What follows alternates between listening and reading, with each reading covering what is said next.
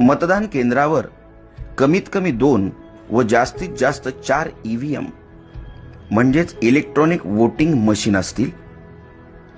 तुम्हाला मतदान एकूण 4 म्हणजेच अ जागा, ब जागा, क जागा व ड जागेसाठी करणे आवश्यकच आहे।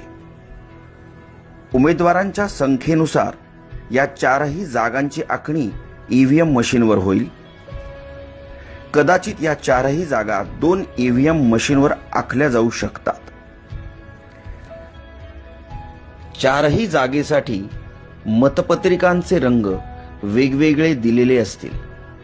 अ जागेसाठी पांढरा रंग, ब जागेसाठी फिका गुलाबी रंग, क जागेसाठी फिका पिवळा रंग व ड जागेसाठी फिका निळा रंग असेल। प्रत्येक मशीनवर उमेदवाराचे नाव व त्याचे निवडणूक चिन्ह असेल।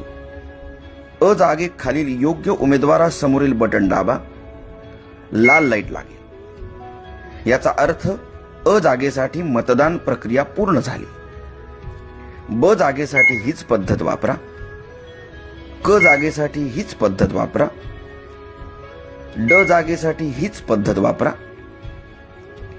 एखाद्या निवडणूक जागेसाठी उमेदवार योग्य व सक्षम वाटत नसेल तर मशीनवरील NOTA नोटा याचा अर्थ नन ऑफ अबव किंवा वरीलपैकी कोणी नाही असा होतो, ते बटन दाबू शकता।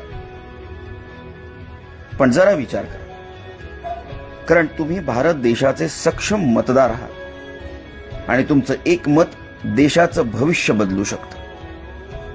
तेव्हा योग्य उमेदवार निवडायचा प्रयत्न करा। ड जागेसाठी मतदान केल्यावर बजर वाजेल। याचा अर्थ तुमची 4ही जागांसाठीची मतदान प्रक्रिया पूर्ण झाली। धन्यवाद। तुमचं मत हीच तुमची ताकद। आप देख रहे हैं मुंबईकर इंडिया टीवी न्यूज, सच के साथ हमेशा। खबर नहीं, असर वही।